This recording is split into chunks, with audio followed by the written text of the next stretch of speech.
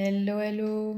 Alors pour poursuivre cette série de vidéos expériences vécues, si tu as suivi ces vidéos, j'ai déjà parlé de pas mal d'expériences un peu hors normes, un peu extraordinaires que j'ai vécues du point de vue de mon partage, de mon vécu authentique. Et c'est vraiment l'intention de ces vidéos, c'est de partager, non d'un espace de vérité, mais de ce que j'ai pu vivre à ces occasions.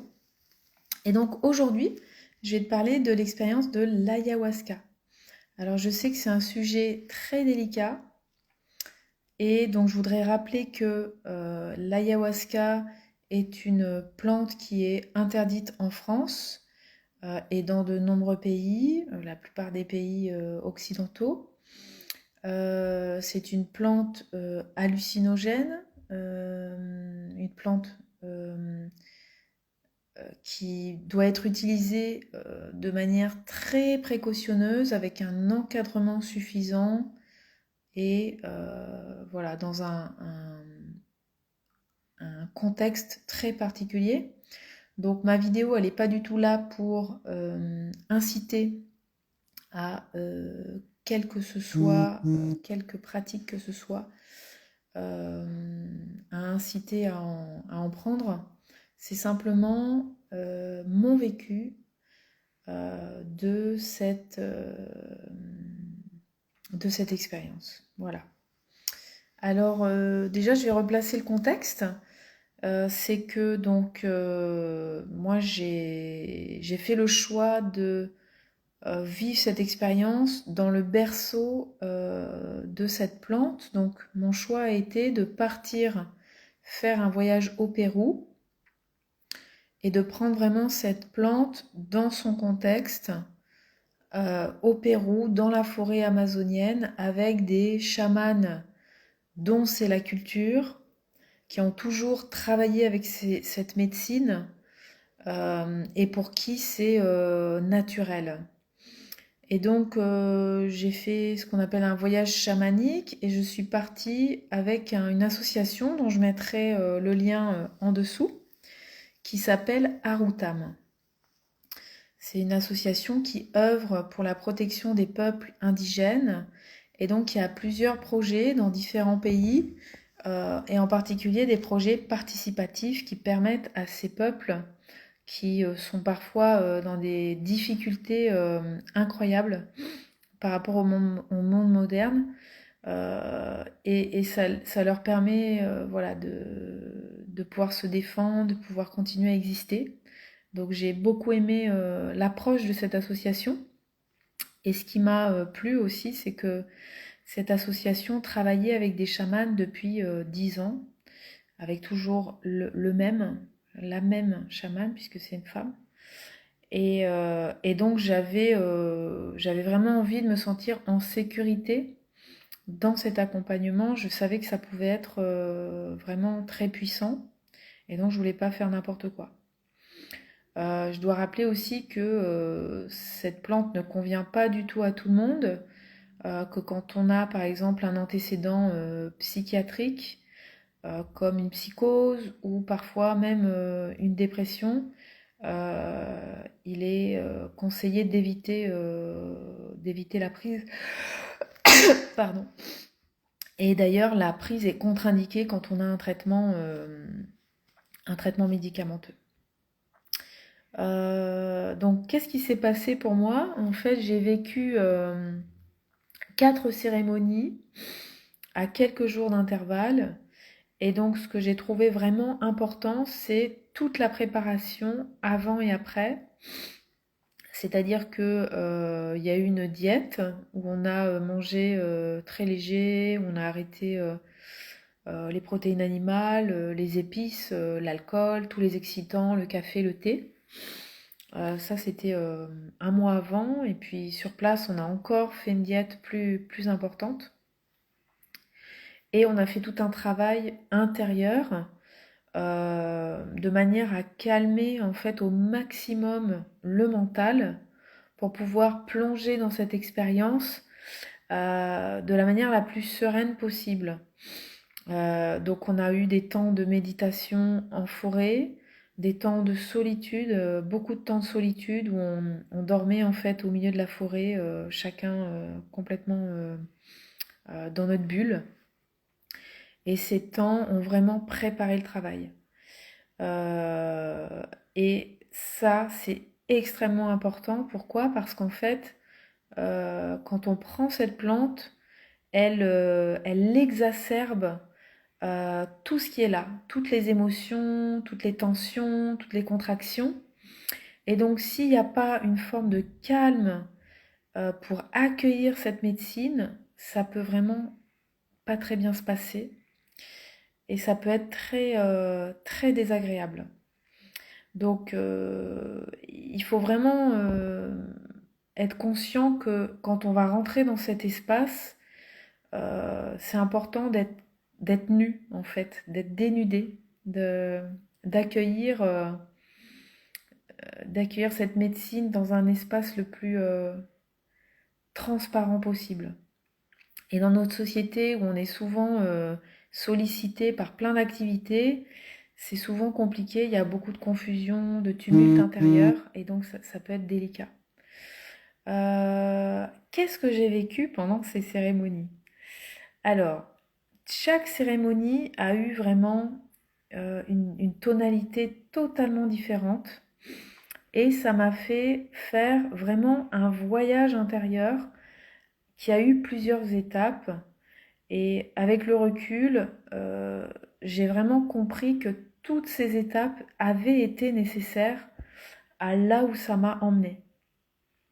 Toutes ces étapes étaient là dans une espèce d'architecture, euh,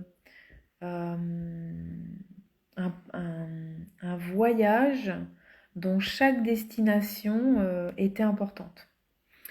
La première cérémonie, ça a été comme une rencontre, un apprivoisement avec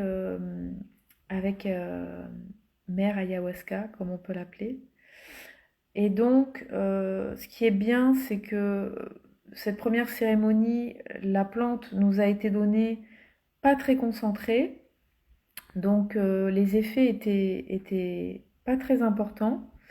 Et en fonction des constitutions et des métabolismes, il y en a qui ont eu aucun effet. Moi, j'avais déjà des effets, donc j'ai vu que j'avais une grande sensibilité et que c'était important de ne pas y aller trop fort. Première cérémonie, donc j'ai fait connaissance avec les effets. Il faut savoir que quand on prend la plante, on la prend en fait pendant la nuit parce que tous les sens sont exacerbés. La vue est complètement exacerbée et donc on ne peut pas supporter même la lumière d'une bougie. C'est extrêmement violent. L'audition est complètement exacerbée aussi, donc on entend des bruits à des dizaines de mètres. Et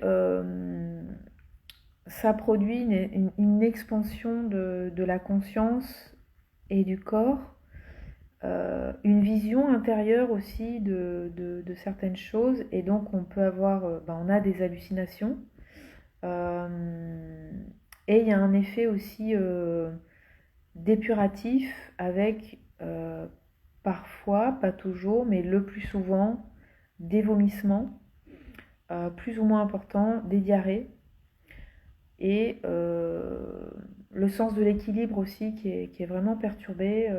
Souvent, on reste quand même allongé.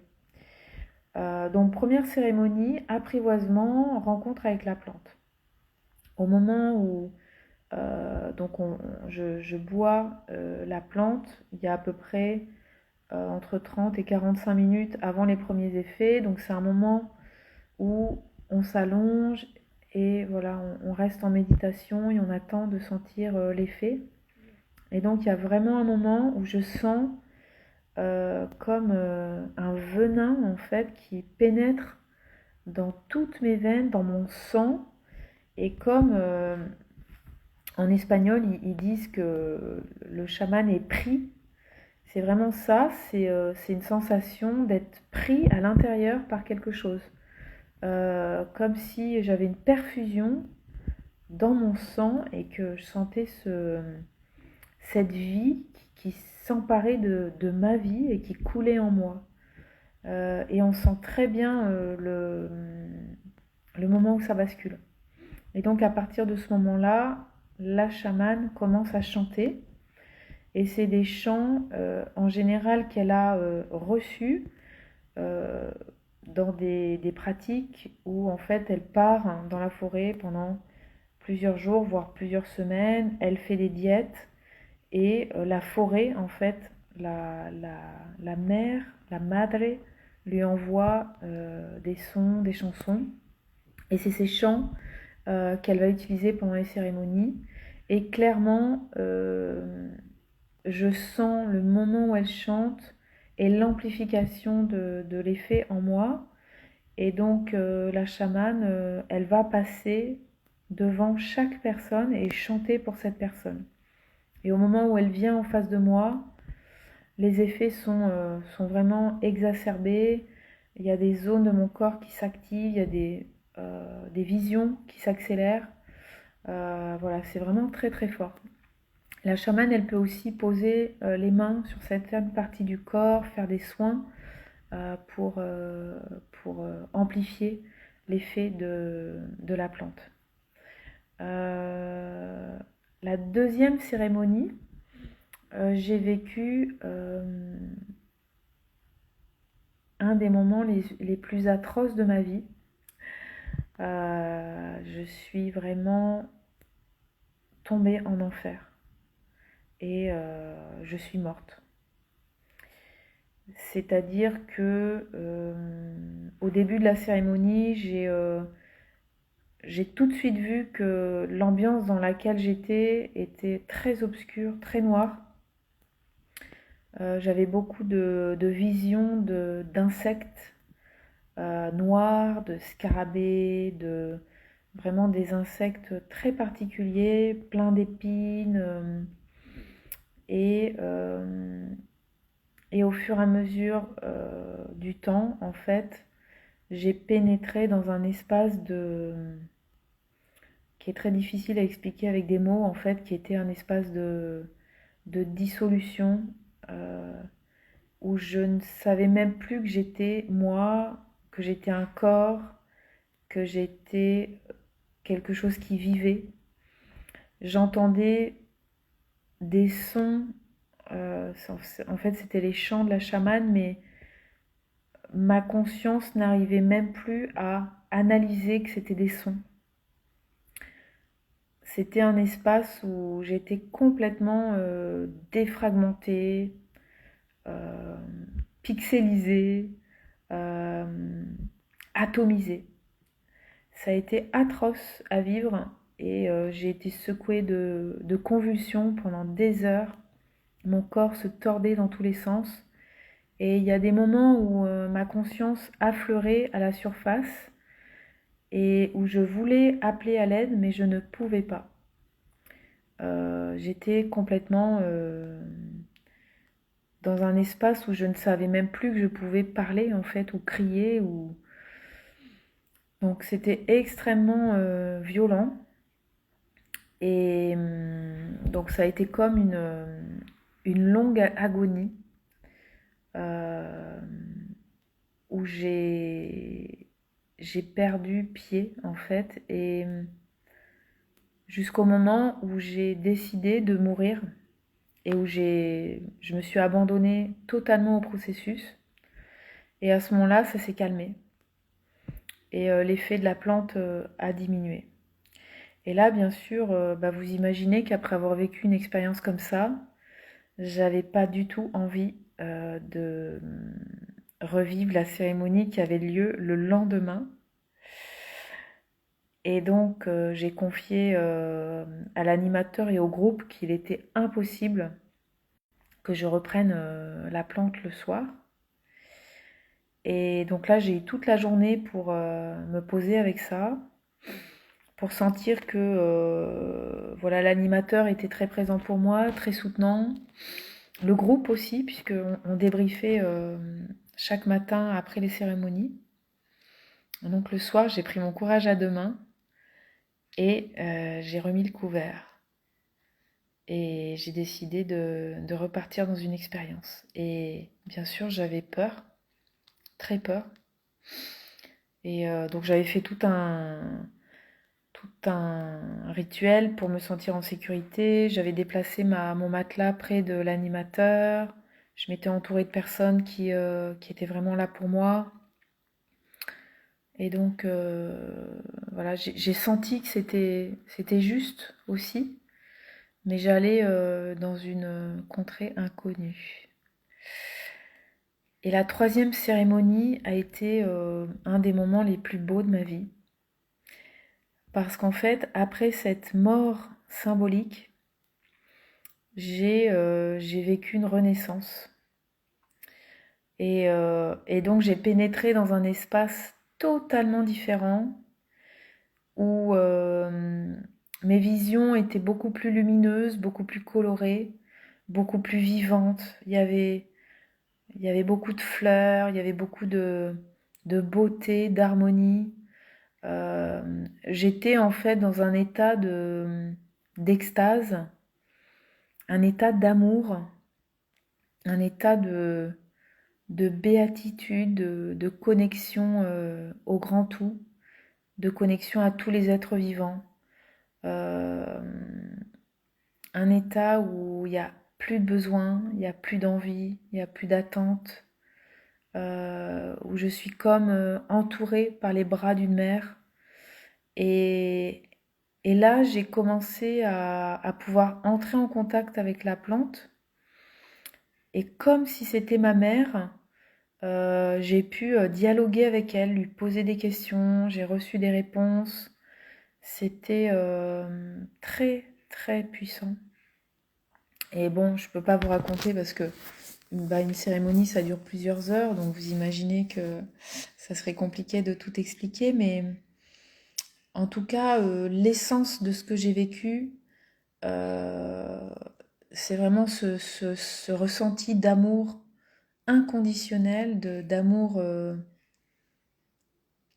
l'amour du divin, en fait, l'amour du divin que je suis, mais c'est même pas l'amour du divin qui est à l'extérieur, c'est moi qui suis divin, c'est mon amour qui m'enveloppe.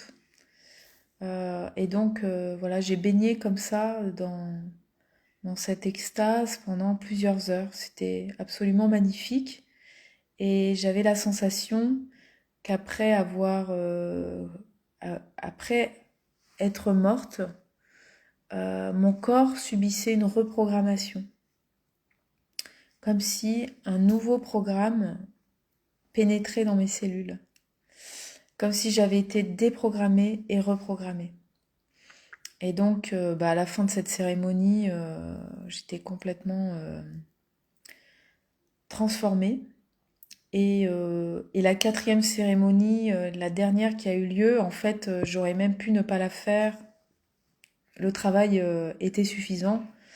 Et d'ailleurs, elle a pas été exceptionnellement novatrice. Cette dernière cérémonie, elle n'a pas apporté grand-chose. Elle a plutôt permis une intégration, de clôturer un processus. Donc, pour résumer cette expérience que je n'ai pas reproduite depuis, puisque pour moi, l'expérience est clôturée. Et c'est pas forcément un besoin chez moi de renouveler fréquemment ce type d'expérience-là. En tout cas, une médecine très puissante, une médecine qui est à la fois sombre et lumineuse, une médecine qui va aller en fait révéler profondément notre dualité en tant qu'être humain, où nous sommes des facettes totalement extrêmes et nous sommes des polarités extrêmes. Nous sommes la somme de tout ça. Et Et le fait pour moi d'aller rencontrer ces parts, à la fois très sombres et très lumineuses, ça m'a permis d'embrasser mon humanité, d'embrasser cette, de me sentir complète en fait, et d'accepter aussi que je suis tout ça.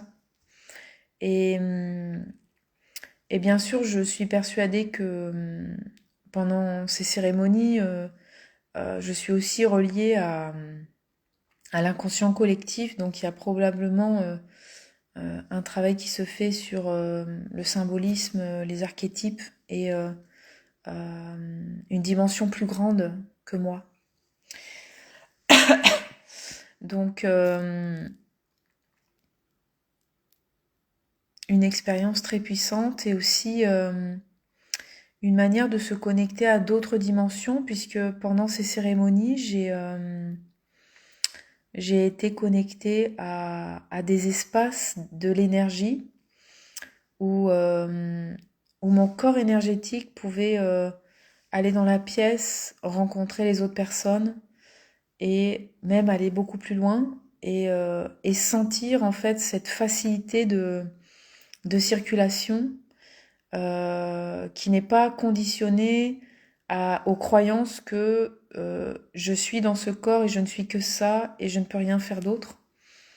Et donc une immense liberté au niveau du vécu énergétique.